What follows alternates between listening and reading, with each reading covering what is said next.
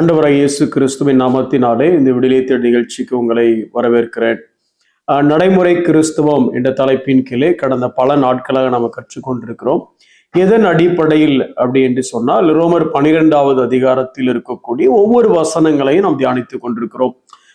ஏன் ரோமர் 12வது அதிகாரம் உபதேச கோட்பாடுகளை அல்லது சுவிசேஷத்தை ஒரு ப்ரொஃபவுண்டா அழகா பவுல் தேவன் உனக்கு என்னெல்லாம் செய்திருக்கிறார் பார் அப்படின்னு சொல்லி 11 அதிகாரம் வரைக்கும் எக்ஸ்பிளைன் பண்ண பவுல், இப்படி செய்த தேவனுக்கு இதெல்லாம் உனக்கு தெரிந்திருந்தா நீ எப்படிப்பட்ட ஒரு வாழ்க்கை வாழ வேண்டும் என்று 12வது அதிகாரத்திலிருந்து சொல்கிறார். அதுல நம்ம தான் எப்படி வாழணும் அப்படிங்கிற அந்த சத்தியத்தை, அந்த நடைமுறை காரியங்களை தியானித்துக் கொண்டிருக்கிறோம். இன்னைக்கு நம்ம ரோமர் 12வது அதிகாரம் 14வது வசனத்தை நம்ம தியானிக்க போறோம். ஏற்கனவே கடந்த 3-4 எபிசோட்ஸ் இதை பத்தி நம்ம கேட்டிருப்போம். அதாவது துன்பப்படுத்துறவங்களை ஆசீர்வதிக்கிறது. பொதுவா நமக்கு it is easy to bless the people those who bless us. அதாவது நமக்கு நல்லவங்களா இருக்கிறவங்களுக்கு நம்ம நல்லவங்களா இருப்போம், நம்மளை ஆசீர்வதிக்கிறவங்களை நம்ம ஆசீர்வதிப்போம். நம்மளை கோபப்படுத்துறவங்க மேல கோபத்தை காமிக்காம இருக்கிறதே ஒரு நல்ல விதமான பக்தி. அப்படிதான் நம்ம இருக்கிறோம். ஆனா நம்மளை கொடுமைப்படுத்துறவங்களை, அல்லது இப்படி சொல்லலாமா, இந்த விசுவாசத்தின் நிமித்தம், கிறிஸ்துவின் மேல் நாம் வைத்திருக்கிற இந்த விசுவாசத்தின் நிமித்தம், இந்த விசுவாசத்திற்காக நாம துன்பப்படும் பொழுது நாம எப்படி ரியாக்ட் பண்ணணும் அப்படின்னு சொல்லி பவுல் அங்க எழுதியிருக்கிறார். அதை குறித்து தான் நம்ம தியானிச்சுட்டு இருக்கிறோம். அந்த வசனத்தை வாசிக்கிறேன். ரோமர் 12வது அதிகாரம் 14வது வசனம். உங்களை துன்பப்படுத்துகிறவர்களை ஆசீர்வதியுங்கள், ஆசீர்வதிக்க வேண்டியதே அன்றி சபியாதிருங்கள். அதாவது ஆசீர்வதிங்கள்னு மட்டும் சொல்லியிருக்கலாம், இல்ல சபிக்காதீங்கன்னு மட்டும் சொல்லியிருக்கலாம். ஆனா இந்த எம்பசைஸ், அதாவது ஒரே காரியத்தை 2 முறை அங்க சொல்லி அதனோட முக்கியத்துவத்தை பவுல் நமக்கு விளக்குறார். எப்படி சொல்றாரு? துன்பப்படுத்துறானா நீ திருப்பி துன்பப்படுத்தாத, ஆசீர்வதி. ஆசீர்வதிக்க வேண்டியதே அன்றி அப்படின்னா நியூட்ரலாவும் இருக்கக்கூடாது, நெகட்டிவாவும் இருக்கக்கூடாது, நீ ஆசீர்வதிக்க மட்டும்தான் செய்யணும் அப்படிங்கிற ஒரு எம்பசைஸ். அதனாலதான் சொல்லு, ஆசீர்வதிக்க வேண்டியதே அன்றி சபியாதிருங்கள்னா சபிக்கிறத வாய்ப்பே இல்லை. அப்ப என்னதையா பண்ணோம்? ஆசீர்வதிக்கணும். சரி, இந்த துன்பப்படுத்துறவங்களை எப்படி சார் ஆசீர்வதிக்கிறது? அத ஒரு 5 காரியங்கள் இருக்கு. இன்றைக்கு 2 காரியங்களை பார்க்கலாம், நாளைக்கு நம்ம அடுத்த 3 காரியங்களை பார்க்கலாம். எப்படி ஆசீர்வதிக்கிறது? உடல் அளவுலையும் ஆத்மாவிலையும் அல்லது மனசளவுலையும் காயத்தை ஏற்படுத்தின அந்த மனிதனை அல்லது இந்த மனிதர்களை இல்ல அந்த மனித கூட்டத்தை எப்படி உள்ளத்திலிருந்து எப்படியெல்லாம் நம்மளால ஆசீர்வதிக்க முடியும் அப்படின்னு சொல்லி வேத வல்லுநர்கள் சொல்றதை நான் உங்களோட கூட ஷேர் பண்ண விரும்புறேன். முதலாவது காரியம் அப்படின்னா வித் யுவர் பிட்டி, உங்களுடைய இரக்கத்தினால அவங்களை ஆசீர்வதிங்க அப்படிங்கிறாங்க. What you mean by that with your pity அப்படின்னா என்ன அப்படின்னா, இந்த இயேசு சுவாமியோட ஊழியத்தை நீங்க பார்க்கும் பொழுது எல்லா ஊர்லயும் அவருக்கு எதிர்ப்புகள் இருந்தது உண்மைதான், அங்கங்க கொஞ்சம் கொஞ்சம் எதிர்ப்புகள் இருந்தது. ஆனா ப்ரிடாமினன்ட்லி 2 இடத்துல எதிர்ப்பு அதிகமா இருந்ததுன்னு சொல்லலாம். ஒன்று அவருடைய சொந்த ஊர், அது பேசிக்கா அவங்களுக்கு இருந்த ஒரு இன்ஃபீரியாரிட்டி காம்ப்ளெக்ஸ் அல்லது ஒரு இடரல், அதாவது ஒரு offence, they are taking offence. அவர் சொல்றதை கேட்டுக்கக்கூடிய மனசு இல்லை. நமக்கு தெரியாதா இவன் யாருண்டு? இன்னைக்கு பெருசா ஒரு பக்கம் அந்த ஞானத்தை அப்ரிஷியேட் பண்ணாலும் இன்னொரு பக்கம் டக்குன்னு அதை நெகட்டிவா எடுத்துக்கிட்டு ஒரு பொறாமையினால இல்லை ஒரு கோபத்தினால அவங்க செயல்படுகிறத பார்க்க முடியுது. இன்னொரு பக்கம் இது அவருடைய சொந்த ஊர். இன்னொரு இடம் எங்கன்னா அவருடைய சொந்த தேவ ஆலயம் இருக்கக்கூடிய அந்த இடம் எருசலேம். ஏறக்குறைய 2மே அவருடைய வீடு தான்ல. அதாவது மனிதத்துவமா பார்த்தோம் அப்படின்னா நாசரேத் அவருடைய வீடு, அங்கேயும் அவரை பெருசா ஏத்துக்கல. தெய்வாதீனமா பார்த்தோம் அப்படின்னா எருசலேம் அவருடைய தேவாலயம், அவருடைய வீடு, அவருடைய தகப்பனுடைய வீடு, அவருடைய தந்தையின் வீடு. அந்த ஏரியாலையும் அவரை பெருசா ஏத்துக்கல, எதிர்ப்புகள் வருது. சரி, இங்க 2 இடத்துலையும் எதுக்கு சொல்ல வரேன்னா கைண்ட் ஆஃப் பர்சிக்யூஷன் அப்படின்னு சொல்ல வரேன். இப்ப இங்க எதிர்ப்பு வரும்பொழுது இதை எப்படி அவர் கையாண்டார் அப்படிங்கிறத ஒரு காரியத்தை வளர்க்குறேன் பாருங்களேன். அந்த கடைசி காலகட்டத்துல சிலுவை பாடுகளுக்கு முன்ன வரும் பொழுது இங்கதான் எல்லாமே நடக்க போகுது. இந்த இடத்துலதான் சிலுவை பாடு எல்லாமே இங்கதான் நடக்க போகுது. அந்த சம்பவங்களுக்கு முன்ன ஒரு முறை அந்த ட்ரையம்ஃபல் என்ட்ரின்னு சொல்லுவாங்கல்ல, அந்த வெற்றி பவனி, அதை ஒட்டி நடக்கக்கூடிய சில காரியங்கள் உங்களுக்கு காமிக்கணும் பாருங்களேன். அல்லது ஒரு பகுதியை மட்டும் சொல்றேன் பாருங்களேன். அந்த லூக்கா 19வது அதிகாரம் அந்த 40வது வசனத்துல நீங்க படிச்சீங்க அப்படின்னா அப்படி தேவாலய பக்கம் வாராரு, அந்த எருசலேமை பார்க்கிறாரு. பார்த்த உடனே அவருடைய ரியாக்ஷன் என்ன அப்படின்னா, அவர் சமீபமாய் வந்தபோது நகரத்தை பார்த்து, எருசலேமை பார்த்து, இது அவருடைய வீடு, ஷாலோம் அப்படிங்கிற வார்த்தையிலிருந்து வந்ததுதான் எருசலேம். அதாவது சமாதானம். சமாதானம்னாலே தேவனோடு தொடர்புடையது. அப்போ அவருடைய ஏரியா அது.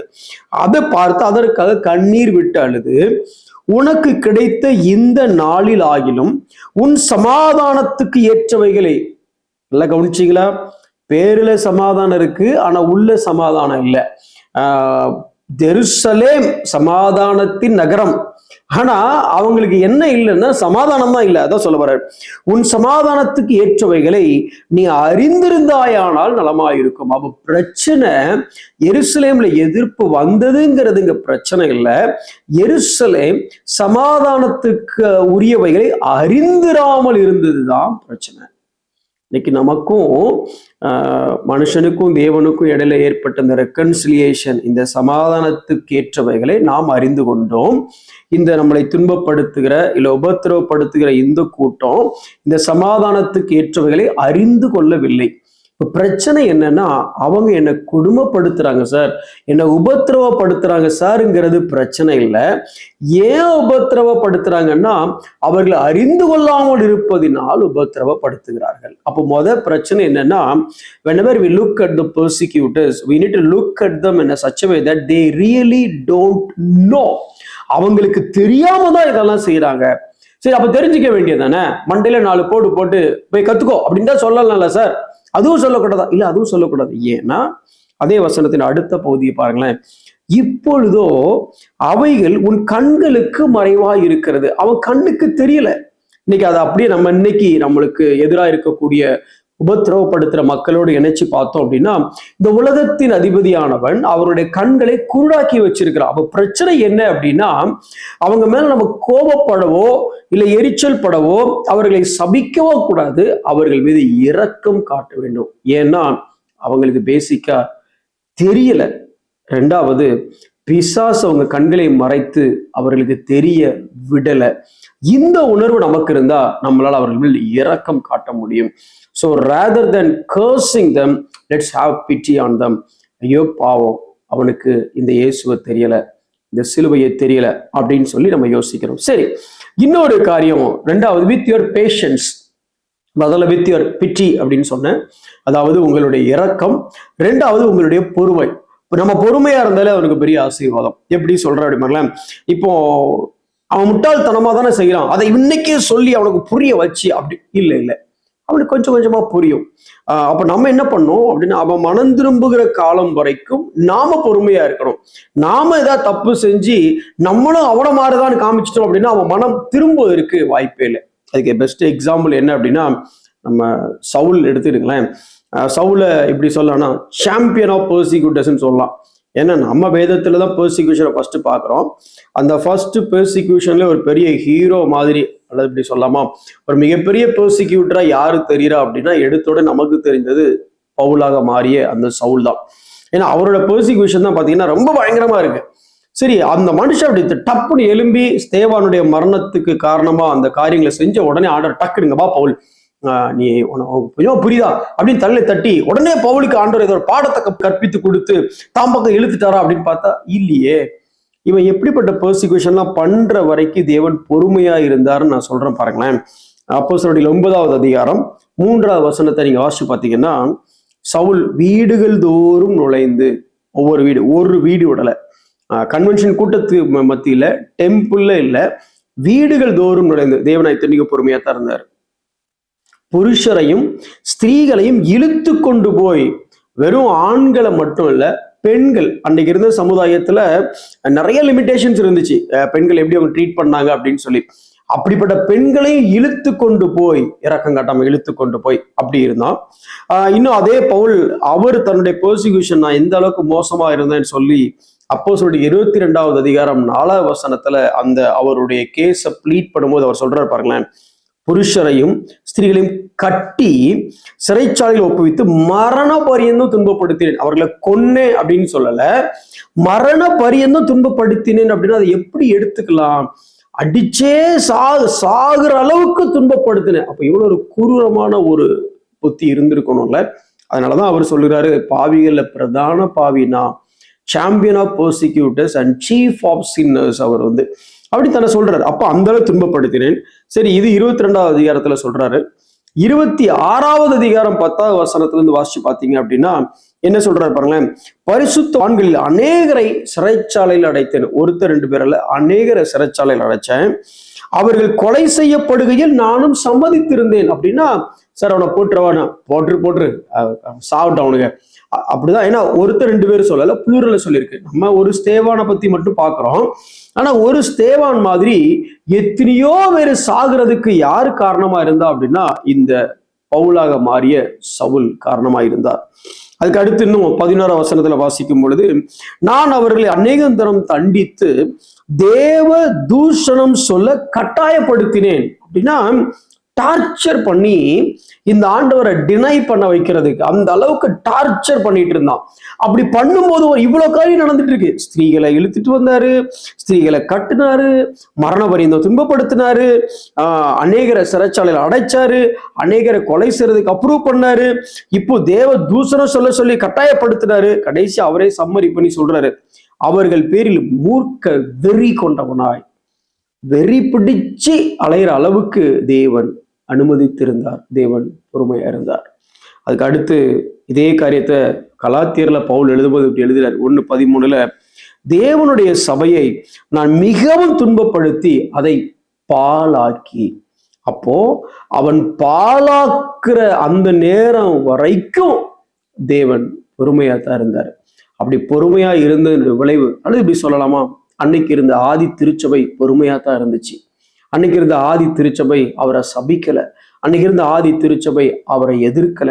அன்னைக்கு இருந்த ஆதி திருச்சபை பொறுமையாகவும் இரக்கம் பாராட்டியும் தான் இருந்துச்சு. ஒருவேளை அநேகர் பவுலுக்காக அன்னைக்கு ஜெபம் பண்ணி இருப்பாங்கன்னு நினைக்கிறேன். அதனுடைய விளைவு எந்த chief of sinners, champion of persecutors அப்படி இருந்தவர் இன்னைக்கு பார்த்தீங்கன்னா இந்த புதிய ஏற்பாட்டினுடைய சீஃப் ஆத்தரா அல்லது தேவனால் பயன்படுத்தப்பட்ட மிகப்பெரிய பாத்திரமா ஆனார். அநேக ரகசியங்களை தேவன் இவர் மூலமா நமக்கு வெளிப்படுத்தி கொடுத்தார். அப்போ நல்லா கவனிச்சு பாருங்க. ஒரு நம்மளை துன்பப்படுத்துகிறவர்களை ஆசீர்வதிக்கணும் அப்படின்னா முதல் காரியம் அவங்க மேல இரக்கமா இருங்க. எனக்கு தெரிஞ்சிடுச்சு, இந்த சத்தியம் எனக்கு தெரிஞ்சிடுச்சு, ஐயோ பாவம் அவனுக்கு தெரியல, அவன் தெரிஞ்சிருந்தா இந்த மாதிரி பண்ணுவானா தெரியல, அந்த இரக்கம். 2வது, அவன் தெரியாம இருந்ததுக்கு காரணம் நான் எங்கேயோ போய் படிச்சு வந்து தெரிஞ்சுக்கிட்டேன். அவன் இல்ல அவனுடைய கண்கள் குருடாக்கப்பட்டிருக்கிறது. காரணம் அவன் இல்லை, அவனுக்கு பின்னால் இருக்கிற பிசாசு. அதனால அவன் மேல கோவப்பட வேண்டிய அவசியம் இல்லை. 2வது, நான் ஆண்டவருடைய கையில கைப்பிள்ளையா இருக்கிறேன். ஆனா அவன் பிசாசோட கையில பப்பெட் மாதிரி இருக்கிறான். அப்ப பிசாசோடைய ஆளுகைக்கு கீழே இருக்கிறான். அப்ப அவன் என்ன பண்ணுவான், ஐயோ பாவம் அப்படிங்கிற ஒரு இரக்கம் நமக்குள்ள வேணும். 2வது, தேவன் அனுமதித்து இருக்கிறார்ல. பவுல பார்க்கும் பொழுது அவன் சாம்பியனா இருந்தா பர்சிக்யூட்டர்ல, சீஃபா இருந்தா சின்னர்ல, ஆனா கடைசியா தேவன் அழகா மாத்தினார் அவனை. அதே போல இந்த மனுஷனையும், அதாவது நமக்கு உபத்திரவம் கொடுக்கக்கூடிய, தொல்லை கொடுக்கக்கூடிய இந்த மனுஷன் எப்பேற்பட்ட சவுலா இருந்தாலும் இந்த மனுஷனை அவர் பவுலாக மாற்ற முடியும். தேவ சபையை பாழாக்கினவனை தேவ சபையின் விருத்திக்கென்று பயன்படுத்த முடியும். அப்படிங்கிற எண்ணத்தோட அவர்களுக்காக நாம் ஜெபிப்போம். ஒருவேளை இன்னைக்கு இந்த விசுவாசத்தின் நிமித்தம் உங்க பக்கத்திலேயோ, உங்க அருகிலேயோ, இல்லை உங்க குடும்பத்திலேயோ, இல்லை உங்க உறவுலையோ, உங்களுடைய சமுதாயத்திலேயோ, இல்லை உங்களுடைய தேசத்திலேயோ உங்களை துன்பப்படுத்துகிற மக்கள் மத்தியில் நீங்க இருந்தீங்கன்னா நீங்க செய்ய வேண்டிய முதல் காரியம் இரக்கம் பாராட்டுங்கள். ஐயோ பாவம் அவங்களுக்கு தெரியல. 2வது, எப்படி அவங்களை ஆசீர்வதிக்கலாம்னா பொறுமையா இருங்க, அவங்களுக்காக ஜெபிங்க. கண்களை மூடி நாம் ஜெபிப்போம். அன்புள்ள ஆண்டவரே, உம்மை நன்றியோடு ஸ்தோத்தரிக்கிறோம். எங்களை துன்பப்படுத்துகிறவர்களை ஆசீர்வதிக்கணும், ஆசீர்வதிக்க வேண்டியதை அன்றி வேற எதுவும் நாங்கள் செய்யக்கூடாது ஆண்டவரே. எப்படி ஆசீர்வதிப்பது? எங்களுக்கு கிருபையை தாங்கப்பா. அந்த மனிதர்களை பார்க்காமல் அந்த மனிதர்களுடைய அறியாமையை கண்டுகொள்ள எங்களுக்கு உதவி செய்யுங்க. அவர்கள் அறியாமல் இருப்பதற்கு காரணம் அவர்களை குருடாக்கி இருக்கிற பிசாசானவன் என்பதை எங்களுக்கு உணர்ந்து கொள்ள உதவி செய்யுங்க ஆண்டவரே. அப்பேற்பட்ட சவுலை கூட மிகப்பெரிய அப்போஸ்தலனாக மாற்ற முடிந்தது ஆண்டவரே.